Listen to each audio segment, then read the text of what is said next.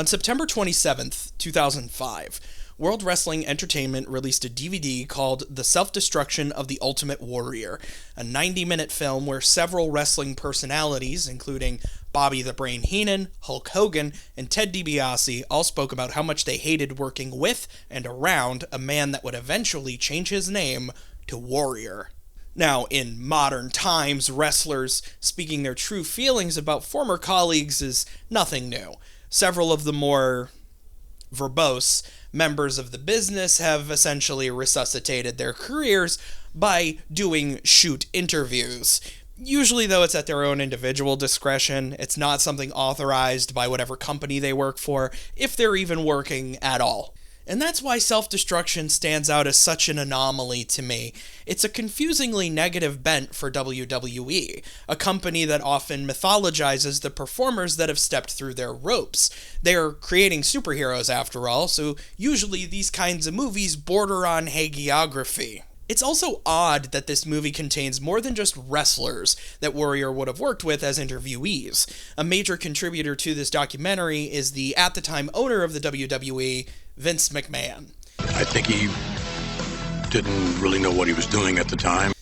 This guy saw fit to not just be present for a hit job on some fucking guy, he decided to be an active participant. Even if he hated Warrior, and even if Warrior was somebody worthy of being hated, which he was, I don't care that he is dead. Warrior was a massive piece of shit in his life. Good fucking riddance. I will say, though, it is kind of weird for his former employer to release a 90-minute film calling him a useless piece of shit that no one liked. He provided a lot of sizzle prior to the bell. Like, that's crazy. That'd be like if Wendy's made a documentary about how much they hated me. Like, oh yeah, that guy sucked. He complained all the time. He took a nap in the walk-in fridge on his last day, and we're pretty certain he was pocketing chicken nuggets. Fuck that guy. Like, those things are varying degrees of valid, but I haven't worked there in almost 15 years. It'd be a weird thing for them to do. So of all the WWE-based documentaries that I've seen in my life, I always thought that Self-Destruction of the Ultimate Warrior would be the strangest or the most troubling, until I sat down to watch Mr. McMahon, the new Netflix docu-series from the producers of Tiger King.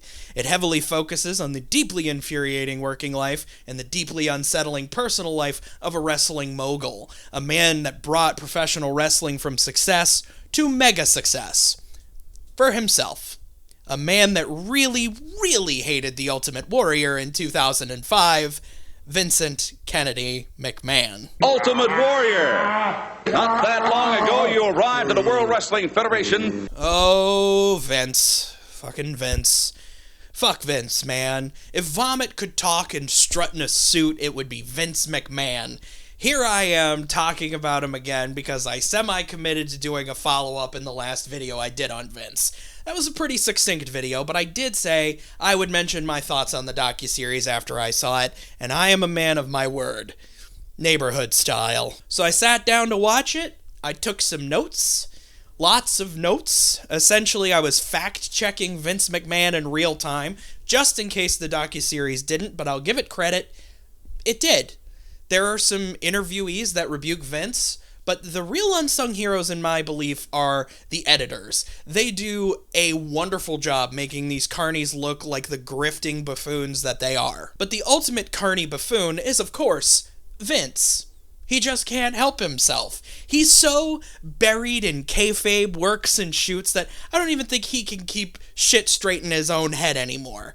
At one point, he compares himself to a 3-brained computer where he can access any one of the brains at any one time, and one of those brains is always thinking about fucking. An amazing thing to say when you are a man several times over accused of and being party to sex crimes. Like, how can you have that on your resume and then claim ownership of a sexual path of destruction that you're proud of? You nasty, nasty man. 911! And it's profoundly sad. Vince trying to talk his way around decades worth of monstrosity is maddening because he's so bad at it. However good he was in the past, he is not that anymore. He doesn't sound like some alpha male bullying the court and business rivals into submission. wrestling terms. No, now he's old, and now he's sad, and his voice is so gravelly, it sounds like if Alex Jones swallowed a leaf blower and then was forced to recite the Gettysburg Address from memory while high on somas. All the while, a cavalcade of toadies whose lives he's made demonstrably worse go to bat for him. They're so close. They're so close to getting it. But they either don't, can't, or won't accept reality for what it is. At the end, the filmmakers ask them, what do you think Vince's legacy will be? And you could see the gears in their brains jam in real time. It's astounding. They can't answer because they know.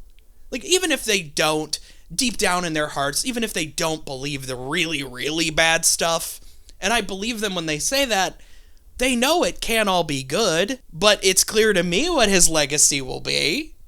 If there were a ranking of the worst people of all time, and you DQ, wrestling terms, the genociders, war criminals, and murderers, because, yeah, obviously they're worse, Vince might hold the top spot.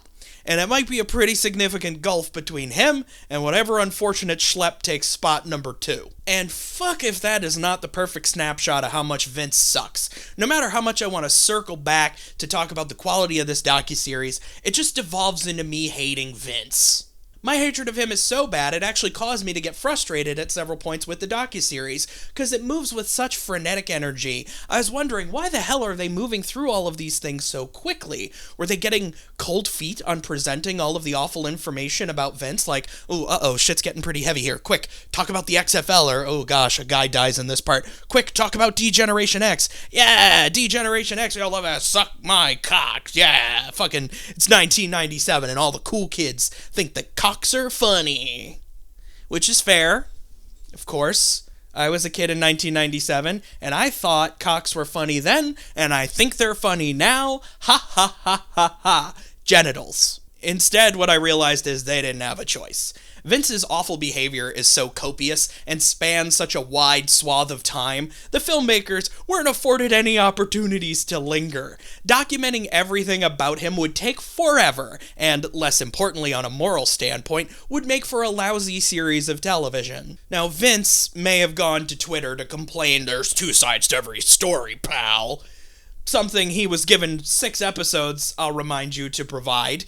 They didn't interview him after he stepped down or after the major accusations, lawsuits, and federal investigations took place, but he had every opportunity to respond to the other 100,000 things he's done in his life.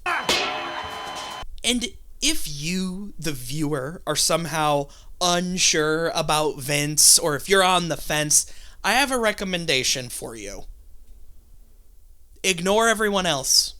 Skip past everybody else that talks. Don't listen to the people that are speaking against him. Don't listen to the people that are speaking for him. Just listen to him.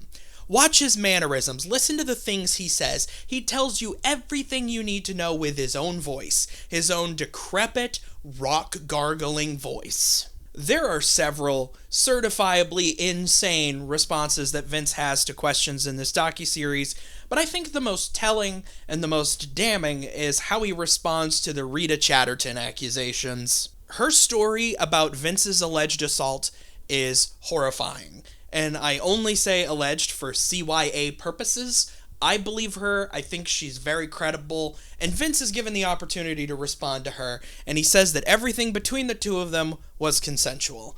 And had he just left it at that, I think that would have been fine, at least insofar as the audience can draw their own conclusions. It doesn't help anything for him, it doesn't damage anything for him, it's a nothing statement, it's empty calories. You could choose to believe him or not. But in his endless carny wisdom, he keeps fucking talking. He says that even if his encounter with Rita Chatterton had been what she accused him of, the statute of limitations were up anyway and it wouldn't matter. You know, like what an innocent person says. Yeah, I'm really looking forward to the upcoming novel written by Vince McMahon called If I Did It. Thankfully, the title card at the end of the episode very kindly tells us that once the statute of limitations was extended in the Chatterton case, Vince immediately settled. I wanted this video to be several different things. I wanted it to primarily be more Vince bashing because he deserves it, and I genuinely hate the guy. I wanted it to be an overview of the double-edged sword of pro wrestling. I love it because it allows performers and fans to be who they are and simultaneously who they aren't. Wrestling's for everyone, but there's some folk who can fuck off, that sort of thing. I believe that, and I believe it strongly. It's great when you meet wrestlers that are absolute sweethearts and nice people, but the other side of that is there's some of them that are repugnant with shitty opinions and beliefs. Or in the case of Vince, he was a guy the audience hated, and in real life he was a guy worth hating. Just like the one that he himself spent 90 minutes shitting on in 2005. And with that, it's time to take it home, boys. Hit the ropes, duck 2, that's the finish. I don't want to talk about Vince anymore, at least until one of the two outcomes that I'm hoping for happens to him. And you know which two. Either one will be worthy of celebration, and I'm on pack watch for both, brother. But with that said, I hope you enjoyed this video. I sure did. And if you did, be sure to fulfill the whims of the algorithm with likes, comments, and a subscription to the channel. There's perks on Patreon for those willing to aid in my never-ending struggle. No obligation, of course, and even just a like on the video goes a long way toward helping me. Support me if you can. Love me if you must. Have a great rest of your day.